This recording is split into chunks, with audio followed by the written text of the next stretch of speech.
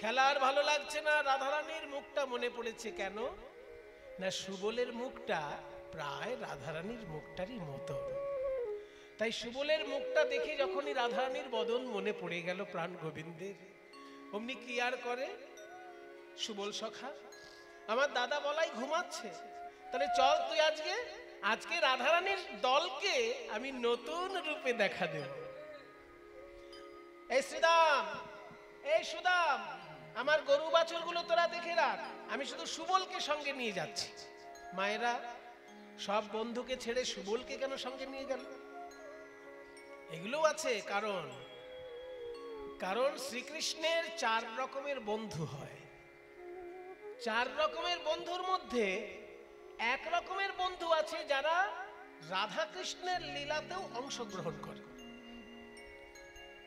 4 রকমের বন্ধু আপনাদেরও হতে পারে। 4 রকমের বন্ধু, বন্ধুর প্রকারভেদ 4টি, রসশাস্ত্রে বলছে। মনে করুন যারা আপনার দাদারও বন্ধু আপনারও বন্ধু। এমন আছে না, ক্রিকেট খেলতে গিয়ে দাদাও ক্রিকেট খেলছে, ভাইও ক্রিকেট খেলছে, দাদারও বন্ধু ভাইয়েরও সে বন্ধু। এবার যে লোকটা দাদারও বন্ধু আমারও বন্ধু, তার সঙ্গে কি আমি বেশি গোপন কথা বলবো? খুব জোর খেলা নিয়ে আলোচনা করব, তার থেকে বেশি তো কিছু না। তাহলে সেই রকম ধরনের যারা বন্ধু হয়, যারা বড়, আমার থেকে বয়সে বড়, দাদারও বন্ধু আমারও বন্ধু, এই রকম বন্ধুকে বলা হয় সুহৃদ। মানে তাদের ভিতরে একটু বড়ত্ব থাকে, একটু অভিভাবকত্ব কাজ করে। অভিভাবক ও আমার বন্ধু বটে কিন্তু আমি ওর অভিভাবক, এই ভাবটা কাজ করে। ওই জন্য তাদেরকে বলে সুহৃদ।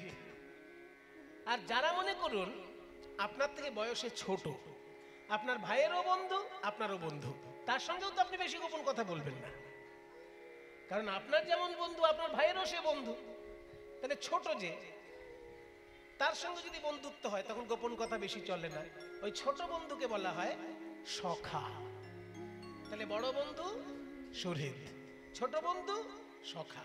আর যারা সমবয়স্ক, সারাক্ষণ হই হুল্লোড় খেলার মধ্যে মেতে থাকা, সেই সমবয়স্ক বন্ধুদেরকে বলা হয় প্রিয় সখা। এদের সঙ্গে অন্তরঙ্গ কথা হয় বটে, খুব বেশি অন্তরঙ্গ কথা হয় না। মনে করুন আপনি গোপন একটা কথা বলে দিলেন আর সেই কথাটা সে সকলকে ফাঁস করে বেড়ালো, তাহলে তো তাকে আপনি বেশি গোপন কথা বলবেন না। তাই গোপন কথা বলা যাবে এমন বন্ধু যারা হয় তাদেরকে বলা হয় প্রিয় নর্ম সখা। এই 4 রকমের বন্ধু হয় শ্রীকৃষ্ণের। বড় হলো সুহৃদ, ছোট হলো সখা, সমবয়স্ক হচ্ছে প্রিয় সখা, আর যারা সমবয়স্ক অথচ মধুর রসের আলোচনা তার সঙ্গে চলতে পারে সেই রকম সখাকে বলে প্রিয় নর্ম সখা। এই সুবল হচ্ছে প্রিয় নর্ম সখা, তাই তার সঙ্গে মধুর রসের আলোচনাও হয় মাঝে মাঝে। তা সুবলকে সঙ্গে নিয়ে চলল। শ্রীদাম সুদামকে গরু বাছুরের দায়িত্ব দিল। আপনারও ধেনু বৎস সঙ্গী গণে দিয়া, আপনারও ধেনু বৎস সঙ্গী গণে দিয়া, আপনারও ধেনু বৎস সঙ্গী গণে দিয়া, আপনারও ধেনু বৎস সঙ্গী গণে দিয়া। এইবার বাঁশি বাজালেন প্রাণ গোবিন্দ।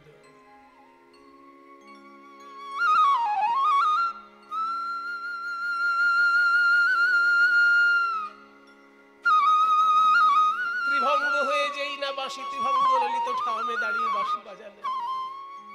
ওই সেই নাম, বাঁশিতে যে নাম বাজে সেই নাম, রাধা বলে কানাই পুরিল মোহন বাঁশি, রাধা বলে কানাই পুরিল মোহন বাঁশি, শ্রীরাধিকার কর্ণে তাহা প্রবেশিল আসি, শ্রীরাধিকার কর্ণে তাহা প্রবেশিল আসি। আর কি ধ্বনি রইতে পারে, আর কি ধ্বনি রইতে পারে, ওই কুল নাশা বাঁশি শুনে আর কি ধ্বনি রইতে পারে, কুল নাশা বাঁশি শুনে, যে বাঁশি শুনে রায়ের সব গিয়েছে, কুল নাশা বাঁশি শুনে, বাঁশি শুনে রায়ের সব গিয়েছে, ওই কুল নাশা বাঁশি শুনে আর কি ধ্বনি রইতে পারে, শ্রীরাধিকার কর্ণে তাহা প্রবেশিল আসি। ধনি ধনি ধনি বিনোদিনী আপনারে দিয়া, ধনি শুনি বিনোদিনী আপনারে দিয়া, আজ বধুরে ভেটিতে যায় আপনারে দিয়া,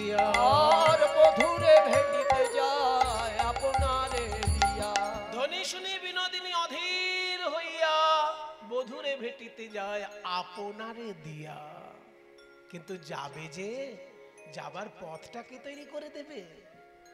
ভক্ত যখন ভগবানের জন্য ব্যাকুল হয়ে ওঠে, তাকে পথ দেখায় যোগ মায়া। তাই যোগ মায়া কাত্যায়নী আজকে বড়িমাই রূপ ধারণ করে এসেছেন। বড়িমা সম্পর্কে রাধারানীর দিদিমা হয় তো, তাই একটু রসিকতার সম্পর্ক। ও নাতিনি, আজকে মনটা যেন খারাপ খারাপ মনে হচ্ছে। রাধে, তোর মনটা খারাপ? রাধারানী বলছে, বড়িমা তুমি তো সকলেই জানো, সকাল থেকে এই বিকাল পর্যন্ত সারাটা দিন আমি প্রাণনাথের বদনে চিন্তা করেছি। সকাল হলেই আমার গোবিন্দ যাবে গোঠে, আর গোঠে গেলেই যত রাজ্যের অসুর এসে তাকে ঘিরে ধরে। কোনদিন অঘাসুর, বকাসুর, শকটাসুর, তৃণাবর্তাসুর, আবার একদিন কালীয় দমন, সবই তো গোষ্ঠলীলায় গিয়ে হয়েছে। তাই প্রাণ গোবিন্দ যখনই গোষ্ঠে যায়, অমনি আমার দুশ্চিন্তা বেড়ে যায় যে কোনো অসুর চলে এলো কিনা। আজ সকালে গোধন লইয়া নেচে নেচে গোঠে গেল বিনোদিয়া। আজ সকালে গোধন লইয়া গোঠে গেল বিনোদিয়া। দিয়া সিংহা বেনুর নিশান গো, দিয়া সিংহা বেনুর নিশান গো। ছিলাম গুরুজন আঙ্গিনাতে, তাই না পারিলাম বাহির হইতে।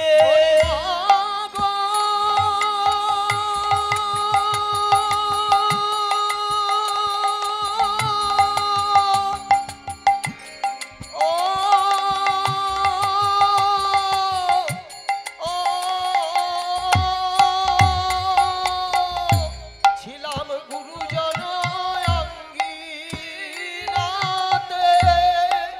না পারিলাম বাহিরাইতে। তাই না দেখিলাম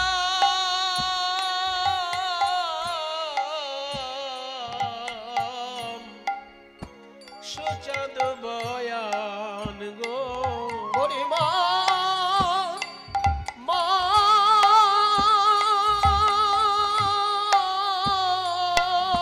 আমার দেখা হলো না, আমার দেখা হলো না। সেই হাসিয়া বাসিয়া বদন দেখা হলো না। সেই হাসিয়া বাসিয়া বদন, যে বদন দেখে সব ভুলেছি, হাসিয়া বাসিয়া বদন দেখে সব ভুলেছি। হাসিয়া বাসিয়া বদন দেখে সব ভুলেছি। হাসিয়া বাসিয়া বদন দেখে সব ভুলেছি। হাসিয়া বাসিয়া বদন দেখে সব ভুলেছি। হাসিয়া বাসিয়া বদন আমার দেখা দেখা হলো না। আমি না দেখিলাম সোজাদ বয়ান গো। ছিলাম গুরুজন আঙ্গিনাতে, না দেখিলাম সোজাদ বয়ান। ওগো বড়িমা গো, তোমার তো বয়স হয়েছে, তাই যখন খুশি যেখানে খুশি যেতে পারো। আমার প্রাণনাথ গোবিন্দ কোন পথে গোঠে গেল তুমি জানো নাকি? বলো কোন পথে গেল শ্যামরায়? ওগো যে মোর করিছে মন, সব লাগে উচাটন, এখন চাঁদ মুখ দেখিলে জুড়ায়। যশোমতী নন্দ ঘোষ তাদের কিবা দেব দোষ, গোকুলে গোধন হইল কাল। মা যশোদা তো তার মা, তাহলে গোষ্ঠী পাঠায় কি করে? প্রাণ গোবিন্দ গোষ্ঠী যায় বলে আমার কত কষ্ট হয়, তাহলে তার মা কি করে পাঠায়? মায়ের প্রাণ কি তাহলে পাষাণ দিয়ে তৈরি? না না, মাকে কিছু বলা যাবে না। আসলে মা তো কিছু করতে পারবে না, নন্দ রাজাকে বলতে হবে। নন্দ রাজার হৃদয় কি পাষাণ দিয়ে তৈরি যে ছেলেকে গোষ্ঠী পাঠিয়ে দিচ্ছে? যশোমতী নন্দ ঘোষ তাদের কি বা দিব দোষ? আসলে এটা তো তাদের জাত ধর্ম, এটা তো তাদের কুল ধর্ম। বাবা গরু চড়িয়েছে, ঠাকুর দাদা গরু চড়িয়েছে, তার বাবা গরু চড়িয়েছে। গরু হচ্ছে তাদের জীবনের সম্পদ, গো সম্পদ। একজন গোয়ালার কাছে, একজন বৈশ্যের কাছে গরু হচ্ছে শ্রেষ্ঠ সম্পদ, তাই না বাবা? গরু তো সম্পদ আমাদের কাছে। এখন গো সম্পদ নিয়ে আমরা খুব একটা চিন্তিত নই, কিন্তু আগেকার দিনে কে কত বড় লোক সেটা চিহ্নিত করা হতো তার গরুর সংখ্যা দিয়ে। শুনে রাখুন এইসব কথা। প্রাচীনকালে ভারতবর্ষে কে কত বড় লোক তার কবিঘে জমি আছে সেইটা হিসেব করা হতো না, তার কতগুলো গরু আছে সেইটা হিসেব করা হতো। গরুর সংখ্যা দিয়ে কে কত বড় লোক সেইটা তখনকার দিনে নির্ণয় করা হতো। কাজেই নন্দরাজা কৃষ্ণ এরা যেহেতু বৈশ্য জাতির, গরু ওদের কাছে একটা জীবনী শক্তি। কাকে দোষ দেব? মা যশোদাকে দোষ দেব, না নন্দরাজাকে দোষ দেব, নাকি 9 লক্ষ গরুকে দোষ দেব? যশোমতী নন্দ ঘোষ তাদের কি বা দিব দোষ? গোকুলে গোধন হইল কাল, আমার সবার প্রাণধন এই ব্রজবাসীর জীবন গোঠে গেল মদন গোপাল। এখন চলো যাই সেই পথে পসরা লইয়া মাথে, যে পথে আছেন শ্যামরা। যদুনাথ দাসে কয় বিলম্ব নাহি কো সয়, তুরিতে গমন করো। তাহলে যাব বললেই তো আর যাওয়া হয় না। দরজার খিড়কিটা খুলবে কে? ওই জন্যই তো বুড়িটা এসেছে তোদের বাড়িতে। দাঁড়া, আগে তোর শাশুড়ি মায়ের কাছে অনুমতিটা নিয়ে আসি। তুই তো শুধু রাজকন্যা রাধা নয়, তুই হচ্ছিস এই ঘরের বৌমা, তুই এই বাড়ির কুলবধূ। তুই যখন তখন যেখানে সেখানে বেরোতে পারবি না। তুই কি আমার মতো বুড়ি যে রাস্তায় বেরিয়ে পড়লি? দাঁড়া, তোর শাশুড়ির কাছ থেকে অনুমতি নিয়ে আসি। আমার থেকে তোর শাশুড়ির বয়সটা কম, সেই জন্য তোর শাশুড়িকে আমি যা খুশি তাই বলতেও পারি, কিছু মনেও করে না আমার কথা। যাই, গিয়ে বলে আসি। ও জটিলে, কি হলো কিলা? তোর মুখ দেখলেই আমার গা জ্বলে। তা তো জ্বলবে। হয়েছে এক পাগল ছেলে, সারাক্ষণ কালী মন্দিরে বসে থাকে, কাজকর্মের কোনো চিন্তা নেই। আর এক হয়েছে ঝগড়াটি মেয়ে, পাড়ায় পাড়ায় শুধু ঝগড়া বাদ দিয়ে বেড়ায়, কুটিলা তার নাম। তোদের বাড়িতেই ভাঙা ছাদ দিয়ে জল পড়ছে, জল পড়ছে তো। ওদিকে রাজকন্যাকে বৌমা করে বাড়ি এনেছিস। তো রাজকন্যাকে বৌমা করে বাড়ি এনেছিস, এই ছাদা ভাঙা ছাদের নিচে রাখবি বলে? আরে পয়সা কোথায় পাবো? পয়সা কি কখনো উড়ে আসে? পয়সা কোথায় থাকে জানিস না? না। শাস্ত্র জান, শাস্ত্র পড়, আর না পড়লে কীর্তনেরা সরে যা। হ্যাঁ, ওখানে বসে বসে শুনবো। হ্যাঁ, লক্ষ্মী কোথায় বাঁধা আছে শোন। শাস্ত্রে কি বলে? বলছে বাণিজ্যে বসতি লক্ষ্মী। শুনে রাখুন বাবা, এগুলো সব শিক্ষামূলক। লক্ষ্মী কোথায় থাকে? লক্ষ্মীর প্রধান বাসভূমি হচ্ছে বাণিজ্য। যেখানে ব্যবসা বাণিজ্য খুব ভালো চলে সেইখানে লক্ষ্মী আছে। বাণিজ্যে বসতে লক্ষ্মী তদর্ধং কৃষি কর্মণি। যেখানে দেখবেন চাষবাস খুব ভালো হচ্ছে, জানবেন সেখানেও লক্ষ্মী আছে। সব থেকে বেশি লক্ষ্মীর প্রিয় জায়গা হচ্ছে বাণিজ্য, তারপরেই লক্ষ্মীর প্রিয় জায়গা হচ্ছে চাষবাস। তাহলে বাণিজ্যে বসতে লক্ষ্মী তদর্ধং কৃষি কর্মণি তদর্ধং রাজসেবায়াম আর ভিক্ষায়াং নৈব নৈব চ। রাজ সেবা করলেও সেখানে লক্ষ্মীর কিছুটা কৃপা পাওয়া যায়, কিন্তু ভিক্ষায় কখনো লক্ষ্মীর কৃপা হয় না। হ্যাঁ, বড় লোকের মেয়েকে বৌমা করে বাড়ি এনেছিস, এই ভাঙা ছাদের নিচে ব্যবসা কর, ব্যবসা। আরে ব্যবসা কর, ব্যবসা করতে যাবে নাকি? তুই চ। আমি বুড়ি হয়েছি, আমি কাজ যেতে পারবো? আরে তুই তো দেখছি আমার থেকে বয়সে ছোট, কিন্তু আমার থেকে বুড়ি বেশি। হ্যাঁ, তা বলেছি। এই শোন, আজকে আমি মথুরায় যাব, তুই পারবি যেতে? পারবি না? তোকে দেখেই মনে হচ্ছে তুই পারবি না। তাহলে তোদের বাড়িতে আর কে আছে? আছে তো খেপা ছেলে। তো ছেলেকে বল। ওই তো সব সময় কালি কালি কালি কালি বলেই ব্যস্ত, ঘরের কাজকর্ম কিছু করে না, পাগল ছেলে আমার। পাগল? আর একটা আছে, আর কে আছে? আমার মেয়ে। এই মেয়ে? হ্যাঁ ও খুব ঝগড়ুটে মেয়ে। দেখেই মনে হচ্ছে। হ্যাঁ চুলকে খুলে দিয়ে কুল গাছের কাটায় চুলকে লাগিয়ে ওই কুল গাছের সঙ্গে খামোখা ঝগড়া করবে। এই ওই ওই ওই আচ্ছা, মানে ঝগড়ার লোক না পেলে কুল গাছের সঙ্গে ঝগড়া করবে। তা শোন শোন, আমড়া গাছে কি আর আম হবে? তাই কখনো হয় নাকি?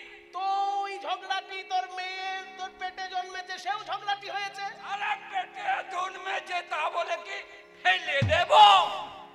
ফেলে দিতে কে বলছে? তাহলে তোর মেয়েকে তুই বুকে করে রাখ, হ্যাঁ আমার মেয়ে আমাকে বুকে করে রাখতে হবে। কিন্তু ব্যবসাটা চালাবে কে? আর কেউ আছে তোদের বাড়ি? আছে তো, কে আছে?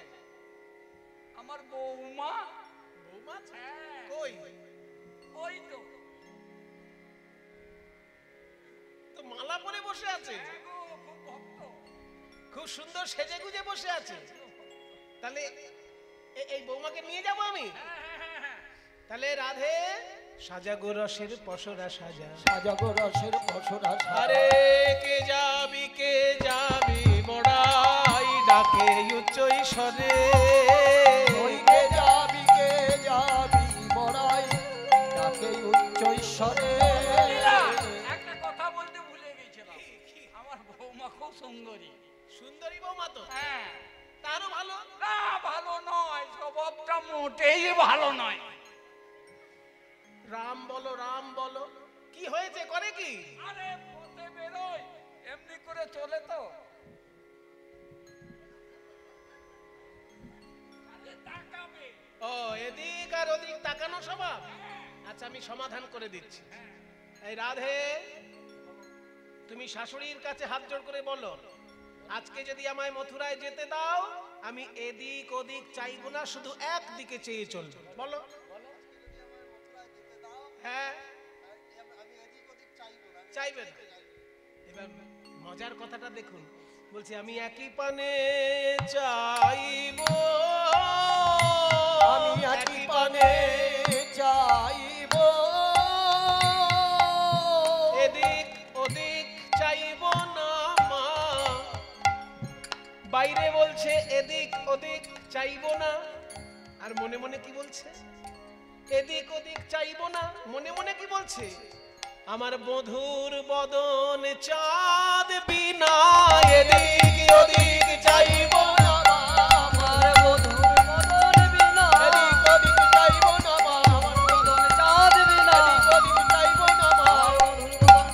এদিক ওদিক চাইব না মা। বধুর বদন চাঁদ বিনা আমি একই পানে চাইব। তাই বড়িমার ডাক শুনে রাধারানী বেরোচ্ছেন। রাধে বলে, ওগো বড়াই দাঁড়াও রাজপথে, পসরা সাজাইছি আমি, তুলে দিও মাথে। ললিতা, আমার যে গা কাঁপছে রে, গোবিন্দ দর্শন হবে বলে আনন্দে আমি স্থির থাকতে পারছি না। আমার গা কাঁপছে, আমার কাছে আয়। ললিতা বিশাখা সাথে চলিয়া যাইতে পথে, ললিতা শাখা সাথে চলিয়া যাইতে পথে। ললি কত সাধে বাড়াইছে পাগো, কত সাধে বাড়াইছে পাগো, কত সাধে বাড়াইছে পাগো।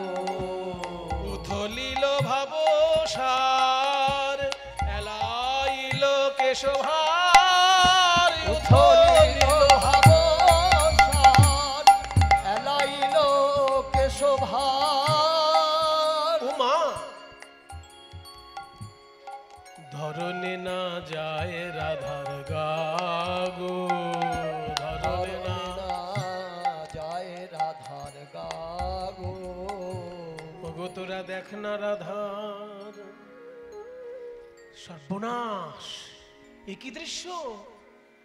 আমাদের রাধারানীর কখনো ঘুমটা খুলে যায় না রে। বাপের বাড়িতে খুব ভালো শিক্ষা পেয়েছে, রাস্তায় চলার সময় ঘুমটা দেবে, একরকম ঘুমটা থাকবে। কিন্তু আজকে কি হলো রাধা? ঘোমটা খুলে গিয়ে এই লজ্জার ওড়না মাটিতে লুটাচ্ছে। কি হলো আমাদের রাধা? কি হলো আজকে?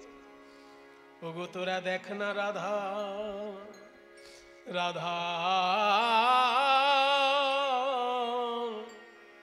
হে মায়ূঢ়নি পড়েছে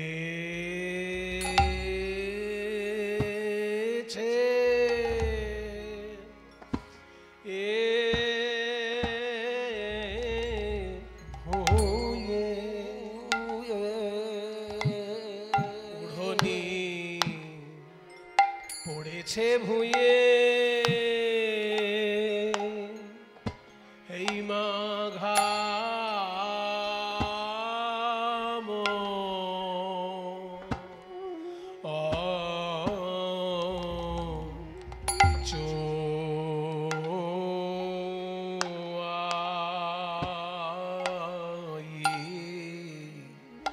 গাম চুয়াইছে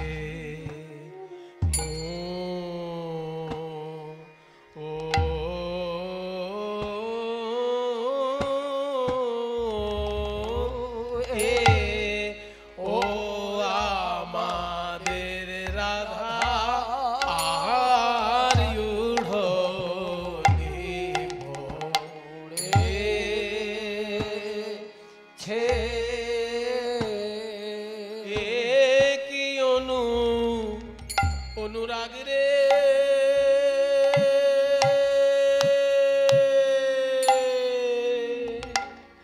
এমনই অনুরাগ নইলে গোবিন্দ ধন মিলবে কেন? কেন গো ও আমাদের রাধা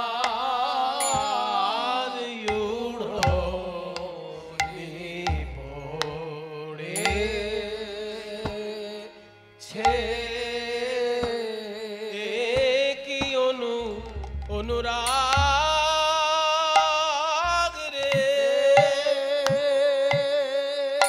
অনুরাগে উড়নে ধুলায় লুটায় আমাদের রাধার বাহ্য স্মৃতি নাই ও আমাদের রাধা আর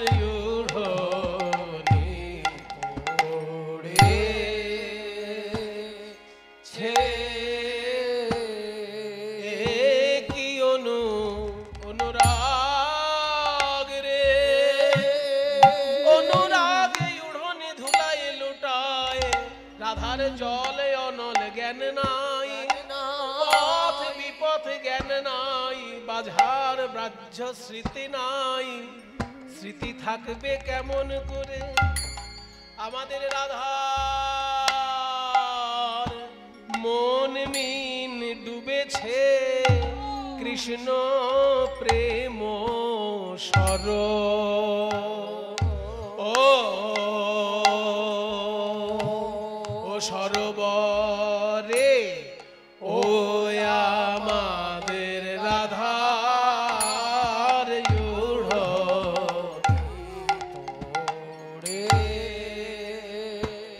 ছে একই অনুরাগ রে আমাদের রাধার মন মিন ডুবেছে কৃষ্ণ প্রেম সরোবরে রাধার বাহ্য স্মৃতি নাই জল অনল জ্ঞান নাই পথ বিপথ জ্ঞান নাই এমন অনুরাগ তো যার তার ভাগ্যে হয় না কিন্তু যার হয় তার যেন এমনি হয় গো কৃষ্ণ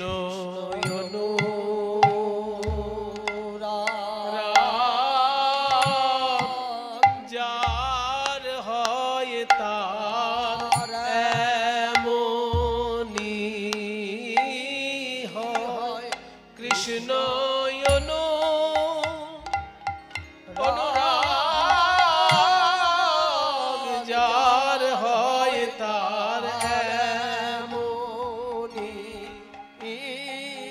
যার তার ভাগ্যে হয় না কৃষ্ণ অনুরাগ হয় না বটে যার তার হয় না কিন্তু যার হয় তার এমনি হয় যার তার ভাগ্যে হয় না বটে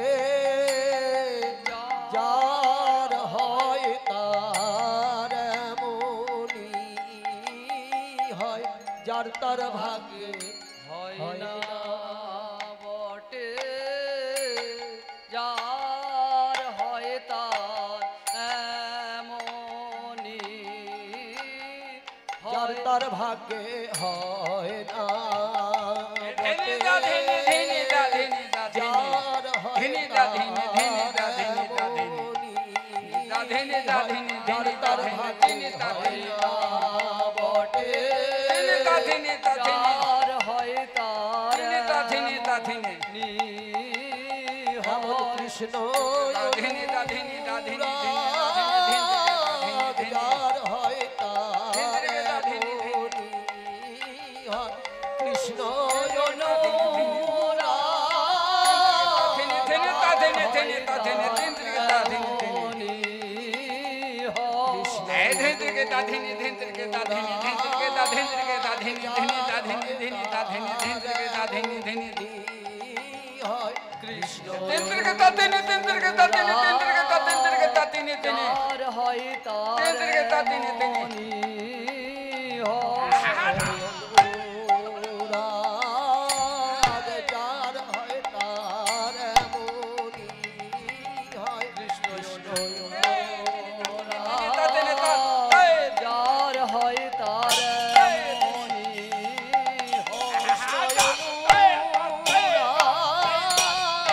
যার হয় তার এমনি হয় কৃষ্ণ যার হয় তার এমনি আধে ধে আধে ধে হয় তার আধে ধে হয় কৃষ্ণ যার হয় তার এমনি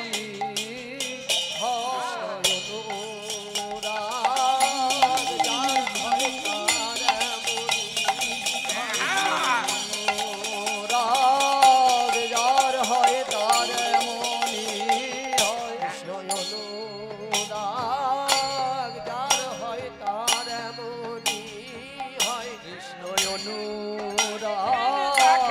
যার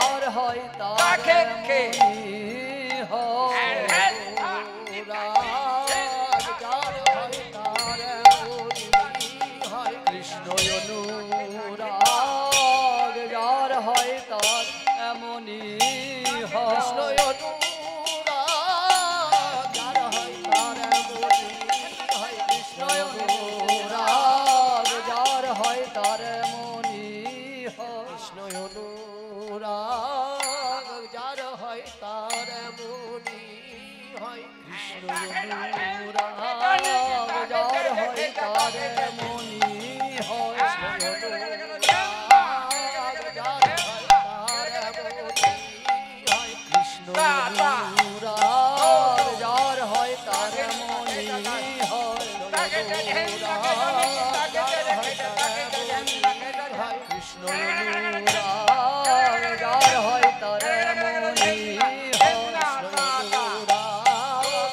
তার এমনি কৃষ্ণ অনুরাগ যার হয় তার এমনি অনুরাগ যার হয় তার এমনি কৃষ্ণ অনুরাগ যার হয় তার এমনি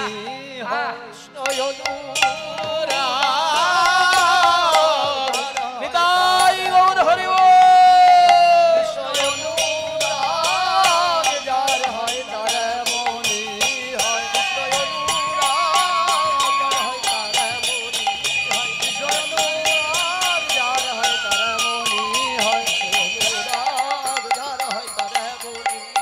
হয় রাধার ওঢ়নি পড়ে। জয় নিতাই। দুর্লভ একটি গান হলো, অথচ আপনারা খুব মনোযোগ দিয়ে শুনলেন। আমার খুব ভালো লাগলো, কারণ বিভিন্ন জায়গায় দেখা যায় কীর্তনের যখন বড়তাল গান করা হয় শ্রোতাদের মধ্যে একটু চঞ্চলতা তৈরি হয়, কিন্তু এখানে এই যে তিয়র তালের গান, দানলীলার মধ্যে এটা একটা মূল্যবান গান। ওড়নি পড়েছে ভুঁয়ে, কারণ কি রাধারানীর গা থেকে ওড়না খুলে পড়ে যাওয়াটা সহজ ব্যাপার নয়। কুলধর্ম কাকে বলে সেটা রাধারানী মনে প্রাণে জানেন। সেই জন্য রাধারানীর গা থেকে ওড়না খুলে পড়ে যাওয়াটা মানে আত্মসমর্পণ, আত্মসমর্পণের প্রতীক। কখন যে রাধারানীর গা থেকে ওড়না খুলে পড়েছে রাধারানী নিজেও জানে না, সেই জন্য পুরোপুরি ভিতর থেকে আত্মসমর্পণ এসে গেছে।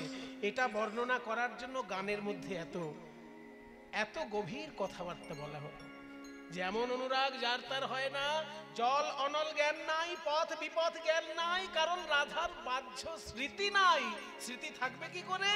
রাধার মন মিন, মিন মানে মাছ, রাধার মন মিন ডুবেছে কৃষ্ণ প্রেম সরোবরে। এগুলো হচ্ছে কীর্তনের খুব মূল্যবান গান। আপনারা যেরকম ধৈর্য ধরে শুনলেন, আমি আপনাদের সকলকে কৃতজ্ঞতা জানাই। সবাই আমার প্রণাম গ্রহণ করুন, কারণ এই মূল্যবান গান শোনার মতন শ্রোতা এখনকার দিনে ক্রমশ কমে আসছে। আমার খুব ভালো লাগলো আপনারা ধৈর্য ধরে শুনলেন। এই যে আপনারা কষ্ট করে এমন কীর্তনের আসর সুন্দর করে তৈরি করেছেন, এখানকার ভক্তবৃন্দ আপনাদের কাছে যাচ্ছে ভিক্ষার আঁচল নিয়ে। যে যেমন পারবেন প্রাণ ভরে গোবিন্দ সেবার জন্য দান করবেন, কারণ এই যে কীর্তন গান পৃথিবীর মধ্যে ভগবানের বড় কৃপার সম্পদ এই কীর্তন গান। যেখানে এই খোল করতালের ধ্বনি হয়, যেখানে এই হরিনাম সংকীর্তনের মধুর ধ্বনি হয়, আকাশ বাতাস পবিত্র হয়ে যায়। আপনাদের সকলের সহযোগিতায় এই বড় বড় অনুষ্ঠান চারিদিকে হচ্ছে। এনারা যাচ্ছেন আঁচল নিয়ে, আপনারা যে যেমন পারবেন প্রাণ ভরে দান করবেন গোবিন্দ সেবার জন্য। উড়নি পড়েছে ভুঁয়ে, ঘাম চুয়াইছে মুয়ে, আর উড়নি পড়েছে ভুঁয়ে, ঘাম চুয়াইছে মুয়ে, দুটি আঁখি করে ছল ছল রে, দুটি আঁখি করে ছল ছল রে, হিয়ায় প্রবাল মাল হে মুকুটি শোভে ভালো, হিয়ায় প্রবাল মাল হে মুকুটি শোভে ভালো, চাঁদ মুখ করে ঝলমল রে, চাঁদ মুখ করে ঝলমল রে। এইভাবে পথে যেতে কহে কথা কানু বড় সঙ্গ, পথে যেতে কহে কথা কালু বড় সঙ্গ, প্রেমে অঙ্গ ঢর ঢর পুলকিত অঙ্গ, ওই রসে অঙ্গ ঢর ঢর পুলকিত অঙ্গ। হঠাৎ রাধারানী দেখতে পেলেন সর্বনাশ, এই রাস্তার মাঝে দেখছি কালো মেঘ। ও বুড়িমা, কালো মেঘ থাকে আকাশে, কিন্তু সামনে দেখো কদম গাছ তলায় কালো মেঘ জমাট হয়েছে। উমা বিদ্যুৎ চমক দিচ্ছে। হোর কি দেখি গো বড়াই, হোর মানে ওই, ওই কি দেখি গো, সেটা ওই না বলে হোর বলা হচ্ছে। হোর কি দেখি গো বড়াই, কদম্বের তলে, হোর কি দেখি গো বড়াই কদম্বের তলে, রাম তড়িত জড়িত জইছে নব জল ধরে, জড়িত জড়িত জইছে নব জল ধরে। দেখো কেমন কদম তলায় মেঘ জমেছে, ওই কদম তলায় মেঘ জমেছে, আবার তাই বিজুরি চমক দিছে। কেমন কদম তলায় মেঘ জমেছে, তাই বিজুরি চমক দিচ্ছে, কদম তলায় মেঘ জমেছে। বুঝতে পারলেন তো?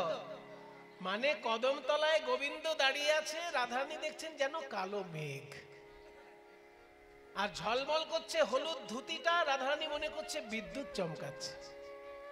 তখন বুড়িমা বলছে, ও ও রাধে, মেঘ আছে, বিদ্যুৎও আছে, কিন্তু বৃষ্টি যখন হচ্ছে না ভয় কি? মেঘ থাক, বিদ্যুৎ থাক, বৃষ্টি তো হচ্ছে না। তখন রাধারানী বলছে, বড়ি মাগো, তোমার বয়স হয়েছে, তাই বোধহয় ভালো করে দেখতে পাও না। ওই দেখো মেঘের উদয়ে কদম তলায়, তার সঙ্গে বিদ্যুৎ ঝলক দিচ্ছে, কিন্তু সেই মেঘের বৃষ্টি কোথায় জানো? এই দেখো আমার পানে চেয়ে দেখো, যদিও মেঘের উদয় কদম তলাতে, কিন্তু তার বর্ষণ আমার নয়ন পথে মাগো বর্ষণ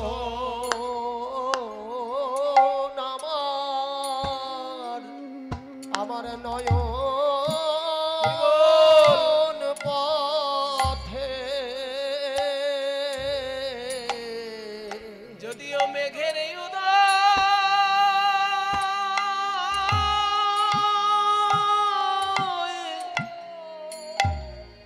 ওই কদম তলাতে,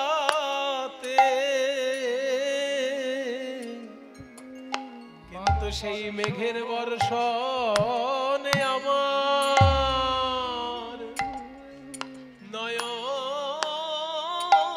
পথে। ওই মেঘের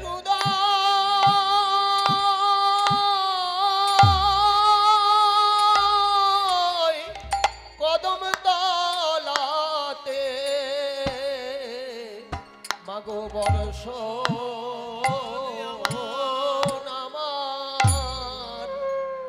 আমার নয়ন পথে।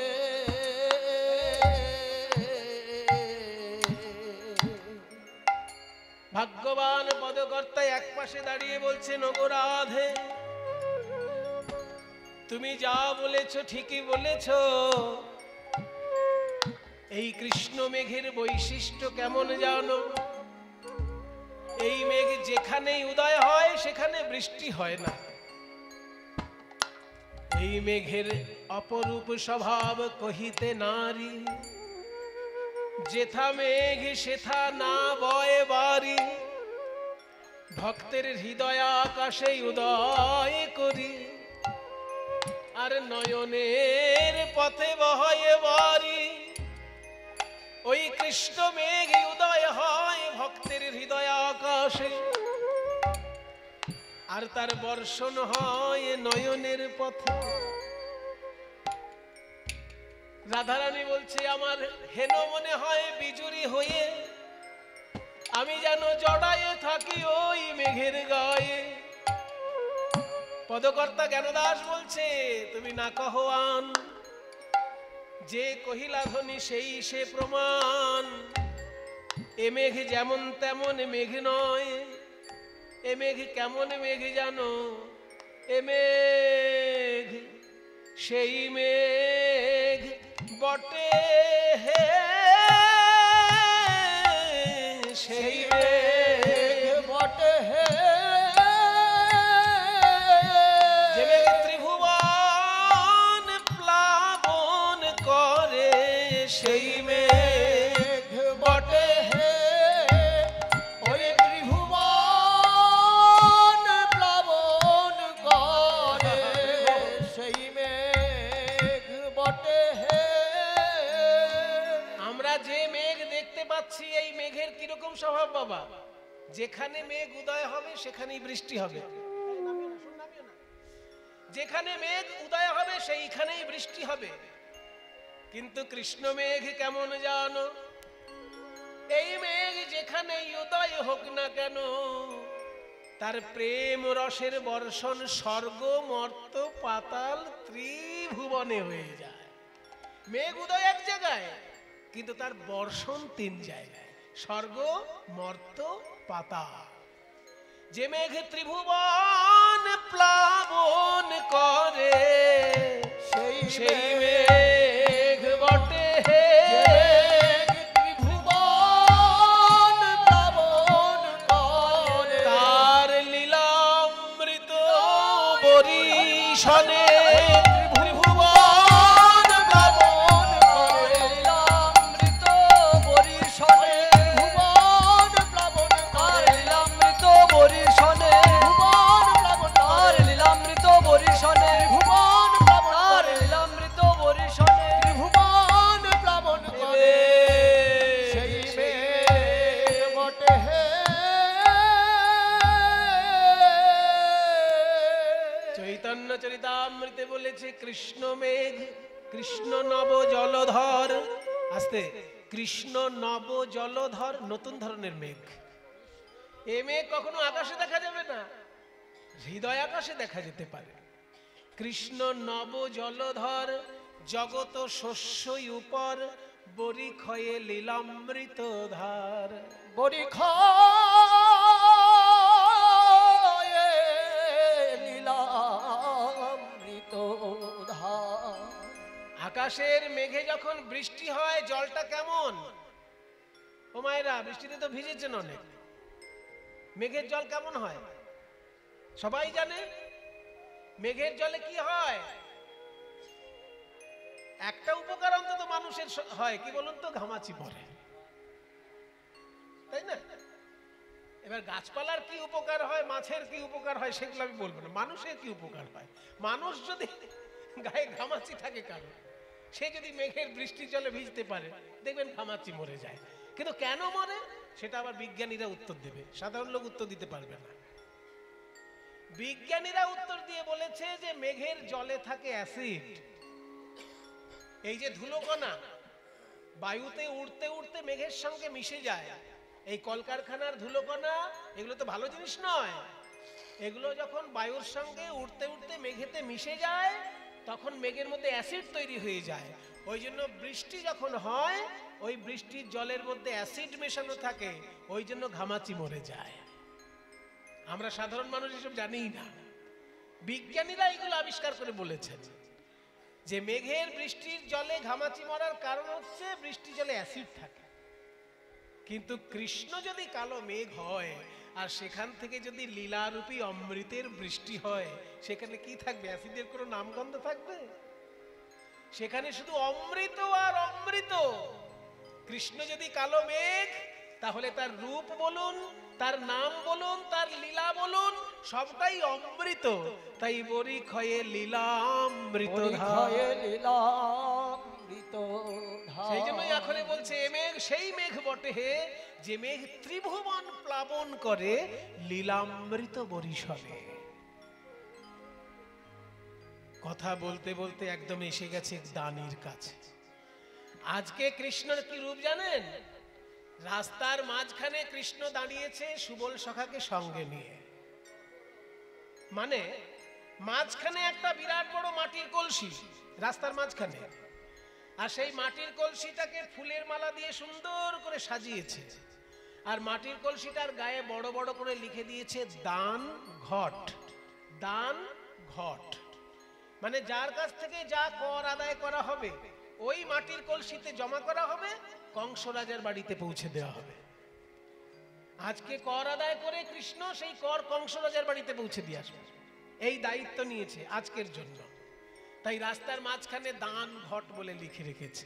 রহ রহ রহ বলিয়ে পথ আগুলিল গিয়ে, রহ রহ রহ বলি পথ আগুলিল গিয়ে, রহ রহ রহ বলি পথ আগুলিল গিয়া।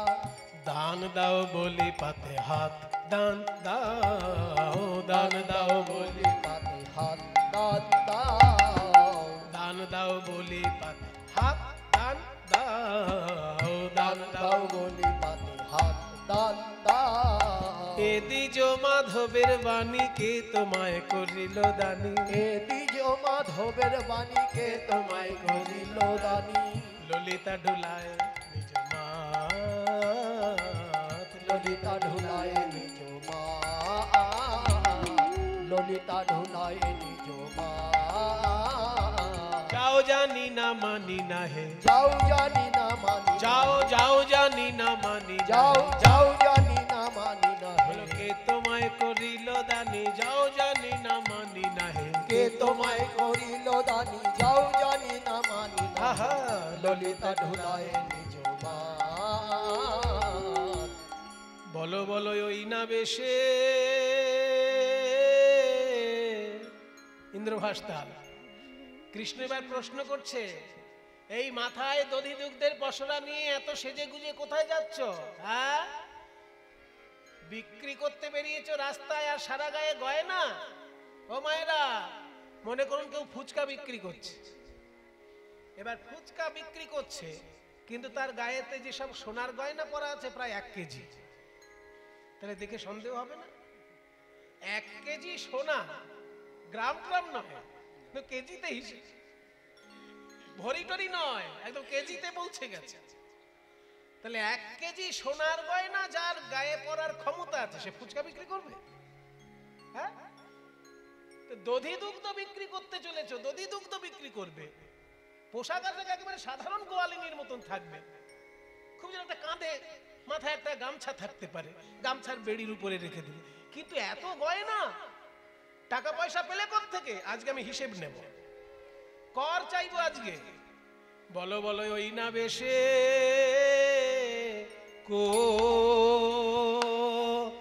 কোথায় বা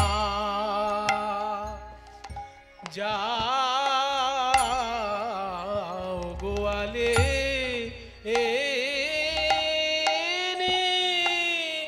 হে,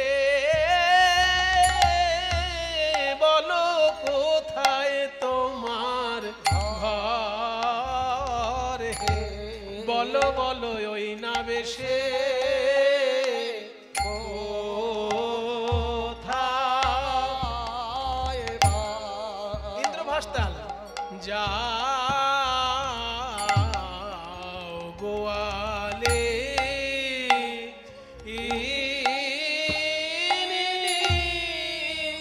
গোয়ালিনী হে, কোথায় তোমার ঘর হে, ও গো বলো তোমরা কোথায় বা। ও যাবে হে এহেন সুন্দর বেশে, দুটি বাহু দোলাইয়ে, গরবিনী গরব ভরে, বলো তোমরা কোথায় বা।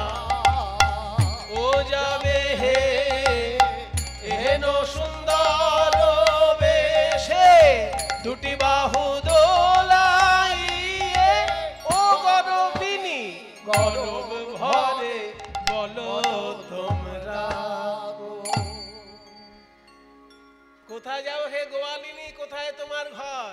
কিসেরও পসরা? দাসীর পসরা মাথার উপর। এই মাথায় এত পসরা কিসের? বাড়ি কোথায় তোমাদের? কোথায় যাচ্ছ? ললিতা বিশাখা উত্তর দিচ্ছে, দধি দুগ্ধ ঘৃত ঘোলে পসরা আমার, দধি দুগ্ধ ঘৃত ঘোলে পসরা আমার। কে তুমি? তোমার বলে, বলে মানে কথায়, তোমার কথায় আমার পসরা নামাতে হবে। কে তুমি? হ্যাঁ, কে তুমি? তোমার বলে উলাবো পসার। আর কে তুমি? তোমার বলে উলাবো পসার। তুমি কে হে যে তোমার কথায় আমায় পসরা নামিয়ে দেখাতে হবে? ও, তাহলে আমাকে এতদিন তোমরা ঠিক চিনলে না। আমাকে ওই গরু তাড়ানো রাখাল ভেবেই কাটিয়ে দিলে জীবনটা। তলে তলে আমি যে কত উন্নতি করেছি কোনো খবর রাখলে না। হ্যাঁ, তোমরা তো রাখাল হিসেবেই আমাকে চেনো, কিন্তু তলে তলে আমি উন্নতি করে ফেলেছি। কিরকম? আমি কংস রাজার কাছে চাকরির আবেদন করেছিলাম, অ্যাপ্লিকেশন।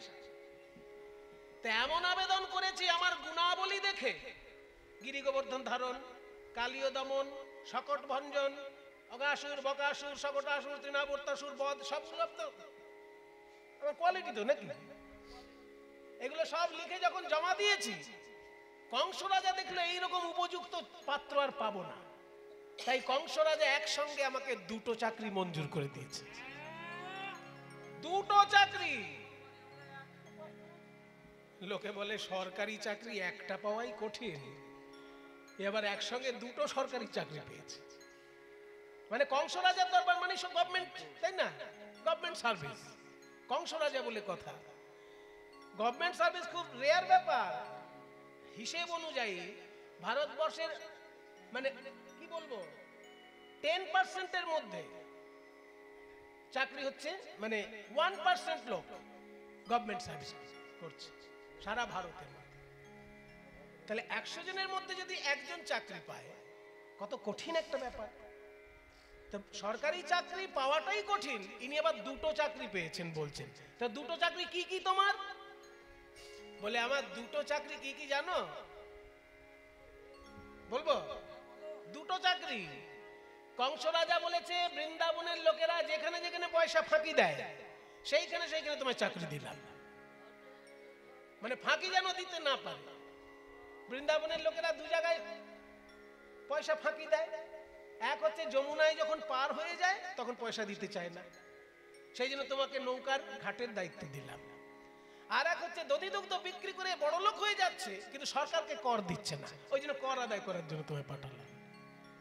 তাহলে নৌকার ঘাটে একটা তোমার কাজ, আর এই কর আদায় করে একটা কাজ, দুটো চাকরি। ঘাটের ঘাটো আলো আমি পথে মহাদানী, ঘাটের ঘাটো আলো আমি পথে মহাদানী, ঘাটের ঘাটো আলো আমি পথে মহাদানী। তোমায় দান দিতে হবে শোনো বিনোদিনী, তোমায় দান দিতে হবে শোনো বিনোদিনী। আমাকে দুটো চাকরি দিয়েছে, আপাতত আজকে আমি কর আদায় করার দায়িত্ব নিয়েছি, অন্য কোনোদিন নৌকার ঘাটে তোমাদেরকে ধরবো, তাই না? কিন্তু আজকে আমি ধরবো কর আদায় করার জন্য। বলো কত বছর ধরে সরকারকে ফাঁকি দিচ্ছ, আর আমার হাতে কর দাও, আমি কংস রাজাকে পৌঁছে দেব। তখন রাধারানী বলছেন ওই দানি দেখি, মনে করুন চেনা লোক যদি অচেনা অফিসার হয়ে আসে তখন একটা গায়ে কেমন লাগে না? যে সারা জীবন যাকে আমরা গরুর রাখাল মনে করেছি সে আজকে কংস রাজার প্রতিনিধি। মানে যারা সরকারি অফিসার তারা তো সরকারের প্রতিনিধি নাকি? সরকার তো আর আপনাকে ডাইরেক্ট ফোন করে বলবে না, মমতা ব্যানার্জি ফোন করে বলবে আপনাকে ট্যাক্স দিন, না নরেন্দ্র মোদী ফোন করে বলবে ট্যাক্স দিন। কিন্তু ইনকাম ট্যাক্স অফিস থেকে ফোন করে বলতে পারে যে আমরা প্রমাণ পেয়েছি, আপনি আমাদেরকে ট্যাক্স মিটিয়ে দিন। ট্যাক্স দেননি আপনি, ট্যাক্স দেন।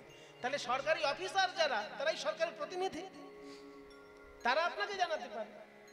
তো যে ছেলেটা সারা জীবন গরু চড়িয়েছে আমাদের চোখের সামনে, সেই কৃষ্ণ আজকে কংস রাজার প্রতিনিধি হয়ে আমাদের কাছে পয়সা চাইছে, এ তো মানে এখন গা কেঁপে যাচ্ছে ভয়ে। ওই দানি আড়তাল 20 মাত্রা।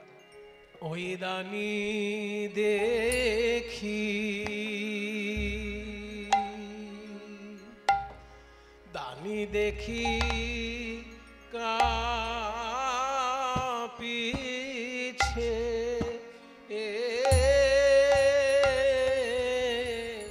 কাঁপিছে শরীর গো, ও গো বড়াই। ওই ওই ওই দানি দেখি দানি দেখি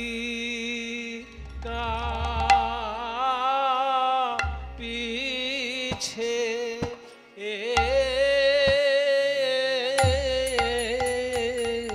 কাঁপেছে শরীর গো, ও গো বড়াই। ওই ওই আমি কেন ঘরে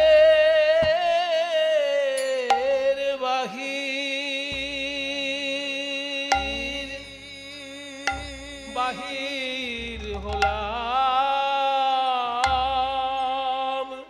গো,